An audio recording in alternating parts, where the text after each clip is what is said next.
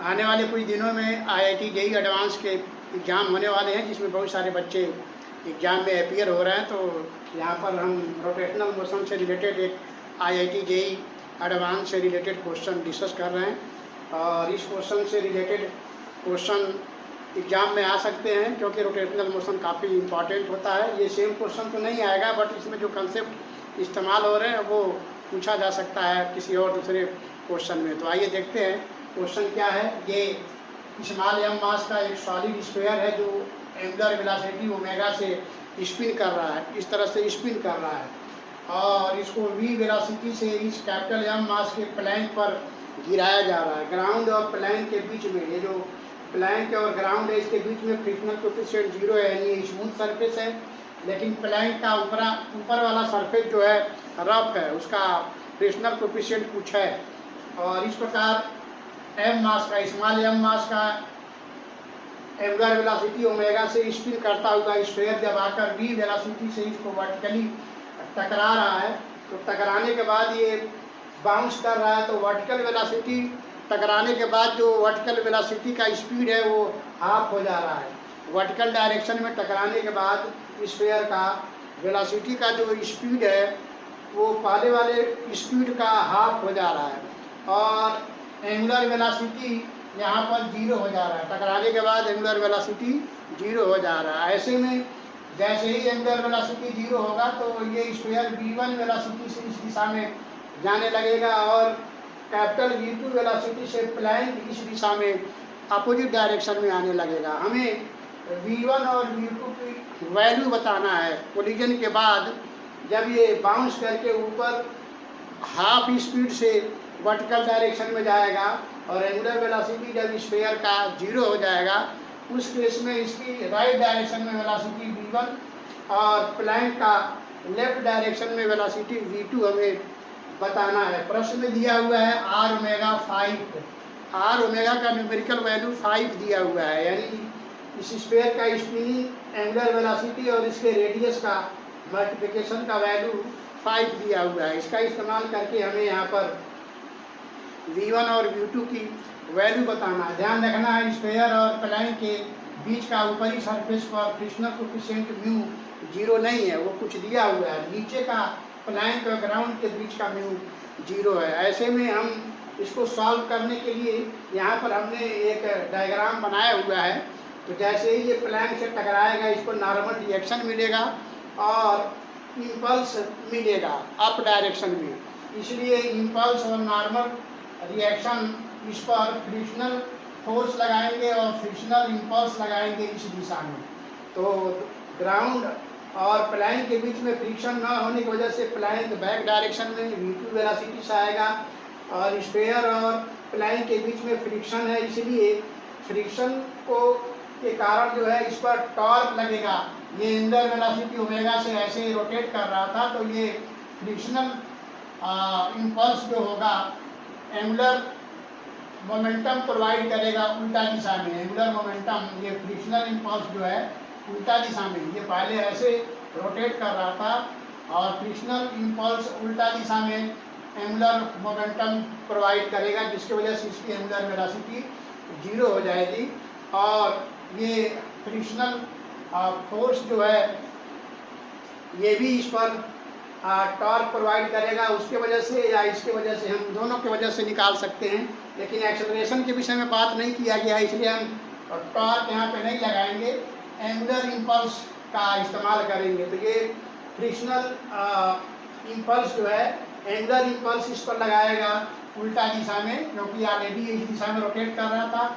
ये frictional impulse इस पर एंगुलर इम्पल्स लगाएगा उल्टा दिशा में, और इसकी एंगुलर वेलोसिटी 0 हो जाएगी। तो आइए पहले हम j की वैल्यू निकालते हैं। जो इम्पल्स लग रहा है इसके ऊपर, इसकी वैल्यू, j की वैल्यू हम निकालेंगे। j की वैल्यू होगा अप डायरेक्शन में जो नॉर्मल रिएक्शन मिल रहा है इंटू dt का इंटीग्रल होगा। अब हम म्यू j निकालेंगे, तो म्यू j हो जाएगा, यानी फ्रिक्शनल इम्पल्स जो होगा म्यू n dt का इंटीग्रल होगा, और ये change in angular momentum, sphere का change in angular momentum, up direction में हम पॉजिटिव वैल्यू ले रहे हैं, अप डायरेक्शन में पॉजिटिव वैल्यू ले रहे हैं मोमेंटम का, और डाउन डायरेक्शन में इस डायरेक्शन में नेगेटिव वैल्यू ले रहे हैं, तो अप डायरेक्शन में मोमेंटम हो जाएगा m into v by 2 minus m v, क्योंकि डाउन डायरेक्शन में v वेलोसिटी से आ रहा था। अब जब इसको आप सॉल्व करेंगे तो ये हो जाएगा 3/2 m into we.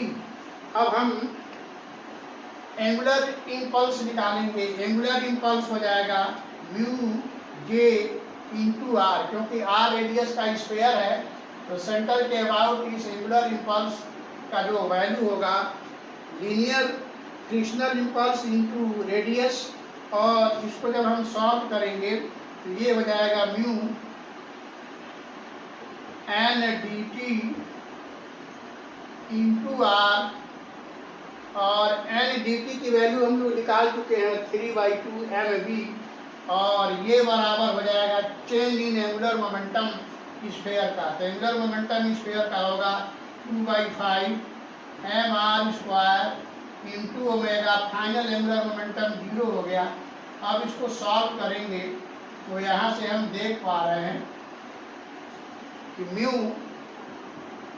Into n d t की वैल्यू 3/2 है, 3/2 एम वी है, इंटू आर, यहाँ आर लिखेंगे और यहाँ हो जाएगा 2/5 m r square into omega. यहाँ से हम सॉल्व करके म्यू की वैल्यू निकाल सकते हैं। यहाँ से हम सॉल्व करके म्यू की वैल्यू निकाल सकते हैं। तो म्यू की वैल्यू जब हम यहाँ से निकालेंगे तो देखिए एम से एम कैंसिल, आर से आर कैंसिल, और यहाँ पर आर ओमेगा बचेगा। आर ओमेगा की वैल्यू यहाँ पर 5 दिया हुआ है, तो यहाँ से म्यू की वैल्यू हो जाएगा, म्यू की वैल्यू हो जाएगा 2 इसमें जाएगा मल्टीप्लाई होगा 4/15 हो जाएगा। तो म्यू की वैल्यू हमने 4/15 यहाँ पर निकाल लिया। अब हम इसका वेलोसिटी निकालने की कोशिश करेंगे। म्यू की वैल्यू यहाँ से निकल गई, अब वेलोसिटी निकालने की कोशिश करेंगे तो हम देख रहे हैं कि यह फ्रिक्शनल इम्पल्स जो है इसमें लीनियर मोमेंटम बना रहा है एम v1, और इधर उल्टा दिशा में कैपिटल एम v2 बनाएगा, क्योंकि कोलिजन के पहले लीनियर डायरेक्शन में एंगुलर लीनियर मोमेंटम 0 था। ओरिएंटल डायरेक्शन में कोलिजन के पहले दोनों का लीनियर मोमेंटम 0 था, इसलिए after collision momentum m v2 minus m v1 0 होगा, और यहाँ से capital M v2 equal to m v1 के बराबर होगा, क्योंकि एंगुलर मोमेंटम पहले 0 था तो बाद में 0 होना चाहिए, इसलिए दोनों अपोजिट डायरेक्शन में जाएंगे, और यह एंगुलर मोमेंटम बराबर होगा फ्रिक्शनल इम्पल्स के, क्योंकि यही फ्रिक्शनल इम्पल्स जो है इसमें लीनियर मोमेंटम प्रोवाइड कर रहा है, तो ये म्यू जे के बराबर होगा। अब यहाँ से हम इसको सॉल्व करेंगे। जब इसको सॉल्व करेंगे तो ये हो जाएगा कैपिटल एम v2, और म्यू की वैल्यू है 4/15, और जे की वैल्यू हम लोगों ने निकाला हुआ है,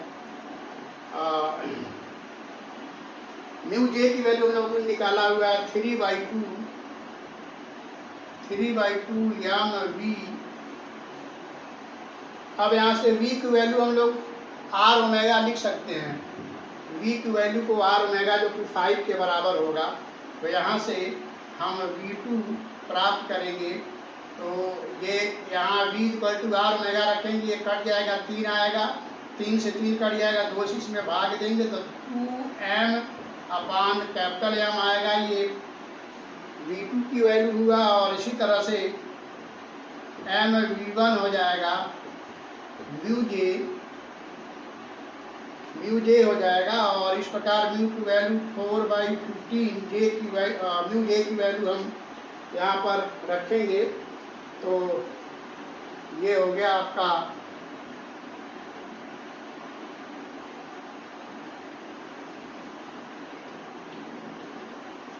जे की वैल्यू हम यहाँ पर रखते हैं तो ये हो जाएगा 3/2 MV। तो यहाँ से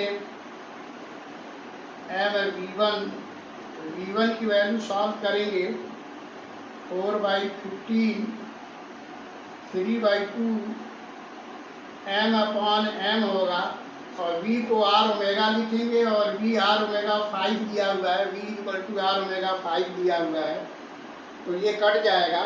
तो आप यहाँ देख रहे हैं 5 से 5 15 कटेगा, 3 आएगा, 3 से ये कटेगा, और M से M कट जाएगा, तो ये 2 के बराबर आएगा, 2 मीटर पर सेकेंड। तो इस तरह से हम वेलोसिटी V1 और V2 निकाल पाए हैं। V2 हमारा वैल्यू जो आया है 2m/M, और V1 जो हमारा वैल्यू आया है 2 मीटर पर सेकंड। तो इस तरह के क्वेश्चन जो है एग्जाम में पूछे जाते हैं। तो यहाँ पर ये म्यू छूटा हुआ है, यहाँ पर म्यू छूट गया है, म्यू मल्टीप्लाई रहेगा, और यहाँ म्यू से मल्टीप्लाई करेंगे। तो इस तरह से जो है यहाँ पर म्यूजे की वैल्यू इस तरह से हम लोग रखेंगे। तो इस तरह से V1 की वैल्यू और V2 की वैल्यू हमें प्राप्त हुआ। V2 इस दिशा में 2m/M से, और स्क्वायर V1 से 2 मीटर पर सेकेंड के वेलोसिटी से राइट डायरेक्शन में जाएगा, उधर वेलोसिटी इसकी 0 हो जाएगी। तो इस तरह के question generally IIT JEE advance के एग्ज़ाम में पूछे जाते हैं। तो हम समझते हैं क्वेश्चन आप काफ़ी अच्छे से समझ पाए होंगे। तो फिर मिलते हैं किसी और क्वेश्चन के साथ जो IIT JEE एडवांस लेवल का होगा, किसी और चैप्टर में। फिर वहाँ आपको कुछ हम बताने की कोशिश करते हैं। तो फिर मिलते हैं नेक्स्ट वीडियो में। तब तक के लिए